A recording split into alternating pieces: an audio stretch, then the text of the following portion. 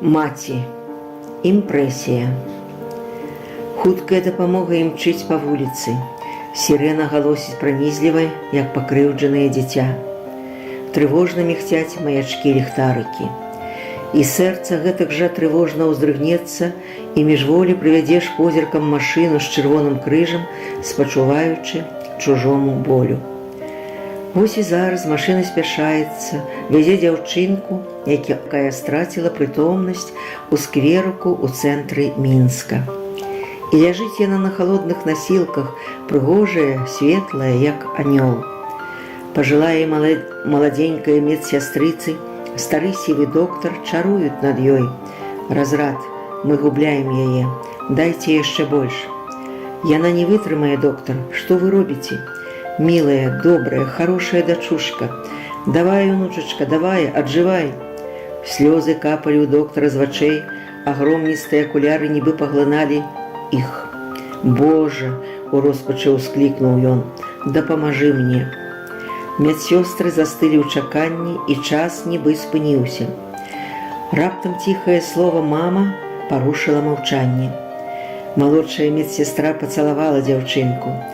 У доктара слёзы каціліся па шчаках, і ён усміхаўся. Пажылая сястрыца хрысцілася і паўтарала: «Дзякуй, Божа, вярнуў рабу сваю на зямлю грэшную». А зямля бегла пад коламі хуткай дапамогі, то сагрэтая сонейкам, то абпаленая войнамі, пылам, слязьмі Чарнобыля ў чаканні спадзявання на людзей. Усё будзе добра, будзе жыць, пульс роўны, зрабіць ёй укол, і хай паспіць наша дзіцятка. Вось я і татам, і дзедам стаў, усміхнуўся доктар. І дзве ў цябе зараз матулі, дзяўчынка, перахрысціўшыся яшчэ раз, сказала старэйшая медсястра. Не пужай нас так больш, дачушка, прамовіў доктар. Пэўна ж у цябе ёсць тата і маці, а якая ты прыгожая, кніжкі ў цябе добрыя. Во, глядзіце, звярнуўся ён да сясцёр. Купала, Колас, Богданович, а яшчэ сшытак, а ў ім таксама вершы, і ён стаў чытаць. Чарнобыль. Начныя хвалі, вочы людскія, чорныя хмары, думкі злыя. Зямля ў кратах, краіна распята, спадар у салдатах, лёс пракляты. Чытайце далей, папрасіла жанчына, якая рабіла укол. Не магу, ціха вымовіў стары доктар. Яна, дачка моя, сапраўдная паэтка. Давайце я пачытаю, прапанавала маладая медсестра. Матуля плача, дачка слабая, воблачка скача, сынок памірае, палынь цвіце, пекла гарыць, нябачна ідзе, гор ляціць. Дзяўчына чытала і плакала. Праз хвіліну цішыні яна працягнула. Бусел чорны ля ложка сядзіць, бусел белы ў неба глядзіць. Дай ім сілы, Гасподзь, прабач, выраты і памілуй, маці, не плач. Глядзіце, колькі вершаў, цэлы сшытак, а прозвішча і нават імя няма. Дзяўчынка быццам праз сон чула голас аднекуль здалёк. Хадзі сюды, вярніся. Яна сядзела за сталом у светлай хаце, дзе было мноства акон, а побач сядзелі Янка Купала, Якуб Колас і Максім Богданович. Цётка налівала з самавара гарбату, і пілі яны яе ў прыкуску з кавалачкамі цукру. Дзядзька Якуб гаварыў: «Паэзія – гэта дума народа». Янка Купала дадаў: «Паэзія – гэта твая сяброўка». Богданович прамовіў: «Паэзія – гэта твая зямля». Цётка гаварыла: «Паэзія – маці, радзіма, любоў і натхненне. Слухай сваё сэрца, цябе клічуць твае сябры. Ідзі і памятай, што мы, як жывая крынічка, заўсёды з табой побач. Шануй паэзію, вучыся ад людзей, жыві іх клопатамі, глядзі наперад. Прачніся, прачніся, паглядзі на мяне, нельга столькі спаць, мы твае вершы чыталі. Не пакідай нас, мы цябе любім, добрая дзяўчынка». Святло ўварвалася белай палоскай, яна ўбачыла блакітныя вочы, якія глядзелі на яе з болем. Яна яшчэ шырэй прыадчыніла павекі і разгледзела кірпаценькі носік, вусны, якія гаварылі і звярталіся да яе. Убачыла лысую галаву дзяўчынкі, а побач яшчэ 3 дзяўчынак у хатніх халаціках і пакой з вялікімі светлымі вокнамі, белыя ложкі. «Дзе я?» – спытала дзяўчынка. «У бальніцы. Я Жанна, а гэта Яня і 2 сястрыцы, Мая і Надзейка. А як цябе завуць?» «Ксюша», – ціха з усмешкай адказала дзяўчынка. «Вось і добра, будзем знаёмы. Ты ляжы, не ўставай, табе трэба сілы набірацца». Ксюша уважліва паглядзела на лысую галаву дзяўчынкі. «А што з табой здарылася, Жанна?» Новая знаёмая адказала, што нічога страшнага, проста так бывае з тымі, хто быў у чарнобыльскай зоне. Гэта ўсё пройдзе, і валасы хутка вырастуць. Мая ўмяшалася ў размову і сказала: «Дактарам ты не вер, усё будзе добра, таблетак менш глытай», – дадала Яня. «А ты напішаш пра нас вершы?» – запыталася Надзейка. «Дайце ёй адпачыць», – заступілася за новенькую Жанна. Праз тыдзень Ксюша крыху падужэла. Яна ўжо магла сядзець і чытаць услых вершы любімых паэтаў Міколы Чарняўскага, Міколы Маляўкі, Скарынкіна Андрэя і бацькі ягонага Уладзіміра, і чытала кнігу Уладзіміра Ліпскага «Мама». Многія дзеці прыходзілі з іншых палат. Нават заглядалі і прыпыняліся ўрачы, медсёстры і нянечка, якая заўсёды называла дзяўчынак каханачкамі. Калі Ксюша заканчвала чытанне, палата была поўная слухачоў. Усе ўдзячна пляскалі ў далоні. У ціхі час звычайна рабілі абход. Аднойчы прафесар, прыадчыніўшы дзверы са сваёй світай урачоў ды студэнтаў-практыкантаў, убачыў дзяўчынак, якія маліліся Господу Богу, прасілі, каб дапамог выздаравіць. Прафесар ціха прычыніў дзверы і сказаў, што зойдуць сюды пазней.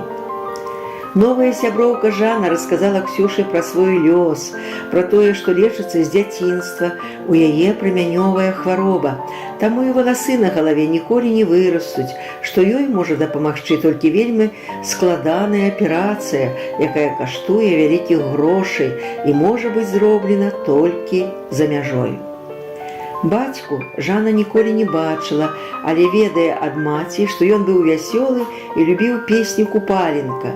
Яна вывучыла яе і калі-нікалі напявала. Мама прадала ўсё, што было, працавала ўдзень і ўначы, таксама за мяжой, каб толькі я жыла. Бо ўрачы гаварылі, што мяне даўно ўжо не павінна было быць на гэтым свеце, а я вось жыву ўсім на дзіва. Нейкі час я знаходзілася ў хоспісе. Заплюшчыўшы свае блакітныя вочы, дзяўчынка усміхнулася. Яны там зусім бездапаможныя, але вельмі добрыя дзеці, вераць ва ўсё, у любую хлусню. Дом гэты вельмі шыкоўны, усё там прыгожа і працуюць цудоўныя людзі. Час бяжыць непрыкметна, але ж матулі не было побач, і я вельмі сумавала. Падыйду да акенца, пагляджу ў той бок, дзе тая Германія, і ціха шапчу: «Мамачка, нічога мне не патрэбна, прыязджай хутчэй ты па мяне, вельмі я сумую». І так стаю доўга, чакаю, а калі пагляджу, дык і іншыя хлопчыкі і дзяўчынкі побач стаяць. Жанна расказала пра каплічку, дзе вывешваюцца фотаздымкі дзяцей, якія адышлі ў іншы свет, і маці могуць прыйсці памаліцца, нібы сустрэцца са сваімі дзецьмі. Яна паказала свой фотаздымак, на якім радасна усміхалася, і сказала: «Вось што застанецца пасля мяне». А ўзрушаная аповедам Ксюша увечары напісала верш «Хоспіс».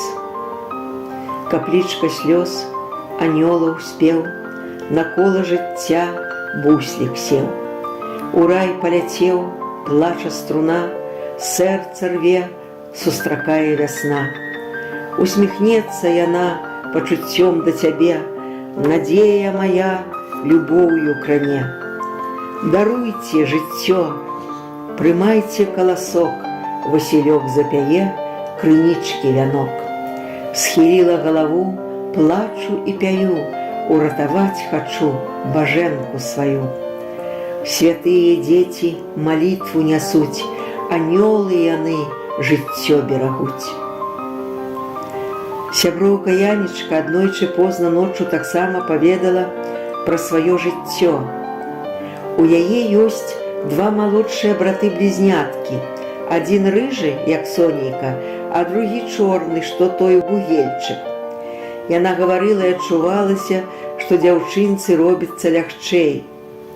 Ты не падумай, Ксюша, што тыя грошы, якія давалі нам у электрычцы, мы трацілі проста так. Мы куплялі сваёй бабулі лекі, бо яна ў нас адна і моцна захварэла ў той год. А тата ў нас быў дзетдомаўскі, і ён быў ліквідатарам на ЧАЭС і заўсёды гаварыў мне, быццам адчуваў: Янечка, ты старэйшая, дай мне слова, што ніколі не будзеш зязюлею, брацікаў не пакінеш. А што ж мне было рабіць, калі такое раптам здарылася? Ці патрэбен нам быў той бізнес? Разумею, яны хацелі як лепей, аж вось што атрымалася, гора такое. Мама, якая яна была добрая, прыйдзе ноччу, накрые мяне коўдраю, побач сядзе і гладзіць, цалуе. Яна і зараз прыходзіць да мяне, пагаворыць са мной, пра Васілёчка і Ванечку спытае, і ўсё просіць прабачыць за тое, што прынесла мне столькі гора. А я ёй рада. Мамачка, што ты у мяне ўсё добра, я ж табе рушнічок вышыла, я табе зараз пакажу, Ксюша. Яна ўключыла святло. Дзяўчынкі спяць, і гэта добра. Ім гэта не трэба слухаць. Вось, якія рушнічочкі, гэта Васілёчкі тату, а гэтыя ружы матулі. Яна хуценька выключыла святло і прыціснула ручнічкі да грудзей.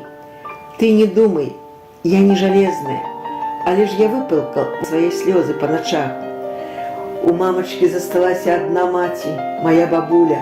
Яна як пахавала маіх тату і маму, так і злягла. Прабач, я не сказала табе, што з імі здарылася. Разбіліся яны ў аўтамабільнай аварыі, едучы па справах. Вось табе і бізнес. Яна прызадумалася, цяжка ўздыхнула. Жоўтая поўня за акном схавалася за чорную хмару. Пагаладалі ж мы тады, пайшлі жабраваць па вагонах, таму што пенсіі бабуліны не хапала на ежу і кватэру. І лекі патрэбны былі, і адзенне. Але ж, каб бабулю забралі ў дом састарэлых, то і нас бы размеркавалі па дзіцячых прытулках. Пачаўся навучальны год, а ў нас і абутак знасіўся, брацікі падраслі, малое ўсё стала. Пайшла я да сваёй класнай, плачу, расказваю, як мы жабруем, грошы ёй даю і прашу: дапамажыце, апрануць іх трэба, а не ведаю, якія памеры падабраць. Выслухала мяне Тамара Пятроўна, ды і кажа: Янечка, дачушка моя. Абняла, прытуліла да сябе. Адразу пасля заняткаў мы і пайшлі з ёй у краму. Купілі ўсё, і з таго часу я яе мамай заву. І брацікі таксама яе так клічуць. Сонейка асвятліла палату. Сядзелі два хлопчыкі, адзін рыжы, веснушкаваты, а другі чорны, кірпаты, падобны на негрыцяня. Ім было гадкоў па 10, і з пяшчотай прыціскаліся хлопчыкі да Яні. Папярэджваючы адзін аднаго, усё казалі ёй, што ведаюць ужо шмат англійскіх слоў, хваліліся сілаю.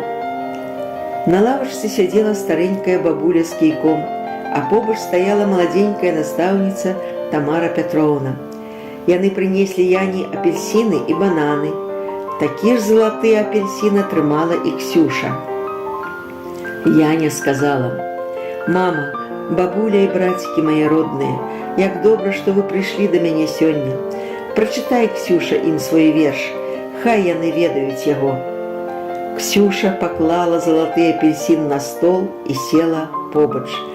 Я назвала яго «Сумленне». Ціха стукалі колы, неслася жыццё, па вагонах хадзіла малое дзіцё. Безнадзейны крык, лямант і грук, песня і танец, рыжы хлапчук. Ксюша паглядзела на Ванечку. Ён засаромеўся і яшчэ больш прыціснуўся да Янечкі, заціснуў у кулачку яе халацік. Вагон прыціх, сумленне звала, рука пацягнулася, песня крычала. Ад долі бядняцкай ён так застагнаў, што сэрца здушыла, усё б аддаў. Васілёк нізка схіліў галаву, каб не бачылі яго слёз. Тамара Пятроўна падышла да Ксюшы і хацела штосьці сказаць. «Мама, не трэба, хай чытае», – спыніла яе Яня. Бабуля кажа, жабрак пайшоў, вярнулася галеча, час прыйшоў. Галоднаму хлопцу ўслед глядзела, рыжаму падала і моўчкі села.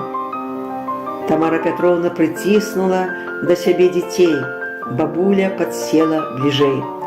Але ж назад дарога звяла, зайшло яно, і я адышла. Чорны хлапчук, сэрца здрыганулася, глядзіць на мяне, я адвярнулася. Васілёк і Ванечка глядзелі на Ксюшу. Вочы застылі ўспамінам. У бабулі цяклі слёзы. Руку ён цягне, песню пяе, плача, ідзе, хтось падае. Здаецца мне, след сумлення свайго ён адшукаць хоча, у нас пазычыць яго. У пакоі павісла маўчанне. Потым Ксюша сказала: «Прабачце, вы цудоўная сям'я», і абняла Тамару Пятроўну і бабулю. Старенькая жанчына ціха вымавіла: «Дай, дачушка, я цябе пацалую».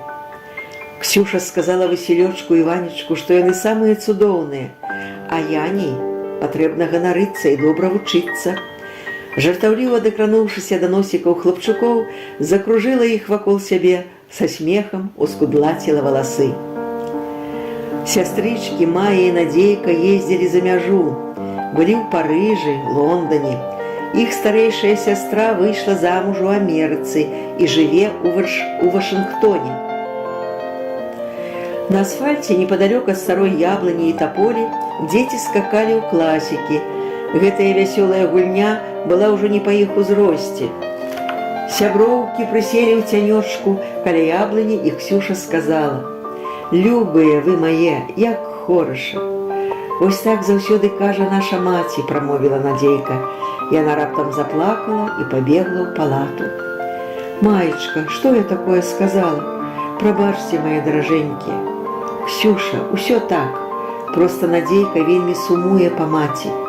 Ты, напэўна, здагадваешся, бо да нас толькі тата прыходзіць. Матуля наша ў бальніцы, у Амерыцы, ужо год як лечыцца. Кроў у яе белая, кажуць. Некалі тата і маці адкрылі сваю фірму, мы добра жылі і вучыліся ў прэстыжнай школе. Я малюю, Надзейка грае на арфе, але стала сумна ў кватэры. Бывала, зойдзеш, светла навокал, мама дома. Прытулішся да яе, і так хораша. А як ёй цяпер там? Праўда, сястрычка наша Алеся побач. Узгадаю гэта і крыху весялей на душы. Мы і ліст ёй напісалі. У канцы лета паедзем да іх». І Майя прачытала сяброўцы ліст. «Дарагая наша мамачка, у нас усё добра. Я мыю посуд, Надзейка прыбірае кватэру, тата працуе. Я малюю, мамачка, цябе вясёлы, але чамусьці заўсёды атрымліваюцца сумныя вочы ў цябе. Надзейка грае на арфе. Я памятаю, як ты казала: «Любыя вы мае», расчэсваючы нам валасы. Мы з Надзейкай па чарзе, а гатуем разам. Вялікую бялізну носім у пральню. Стараемся добра вучыцца. Адзнакі ў нас выдатныя.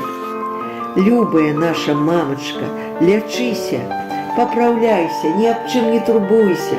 Мы цяпер дарослыя, самі ходзім у магазин, гатуем ежу сабе і тату. Кожную раніцу цалуем твоё фото. Калі што не ладзіцца, сядзем і просім парады ў цябе. Як нам хочацца, каб ты на нас пасварылася ці нават трохі адлупцавала. Ведаеш, які гэта цуд, калі ты была з намі. Усім дзецям хачу сказаць, шануйце сваю маці. Яна адна і больш такой няма на ўсім белым свеце. Мы абавязкова прыедзем да цябе, ты толькі нас дачакайся. Твае дочкі Мая і Надзейка. Але вось надышоў час развітання. Прафесар доўга слухаў дзяцей, вывучаў вынікі аналізаў і прыгаворваў: «Ах, вы мае беларусачкі родненькія». Зірнуўшыся да Ксюшы, ён спытаў, ці напісала яна новы верш. «Так, напісала», – адказала дзяўчынка. «Я яго назвала Радзіма». Ксюша ўстала, і яе голас ціхай музыкай напоўніў пакой. Буслы Радзіму пакідаюць, трохкутнікам у небе ляцяць, крыламі махаюць, на хату глядзяць. А восень плача дажджамі, золатам клёны гараць. Ляцяць буслы гасцямі, ля Нёмана пастаяць. Падымуць блакітныя крылы, азёры Браслава ўзнясуць. Палын кветку, кут мілы, у край чужы панясуць. Вернуцца птушкі не скора, чакаюць дарогі буслоў. Каб болей не стала тут гора, Радзіма накрые крылом. Ксюшы здавалася, што за той час, які яна правяла ў бальнічнай палаце з новымі сяброўкамі, яна пасталела адразу на шмат гадоў. Што яна ведала пра жыццё дагэтуль? Здаецца, калі ў цябе ўсё ў парадку, дык і ўсе навокал шчаслівыя. А тут адразу у нейкім сканцэнтраваным выглядзе яна атрымала урокі нялёгкіх дзіцячых лёсаў, у якіх так ці інакш прысутнічаў вобраз маці. І Ксюша зразумела, вось пра каго будзе яе наступны верш, а можа, нават і паэма.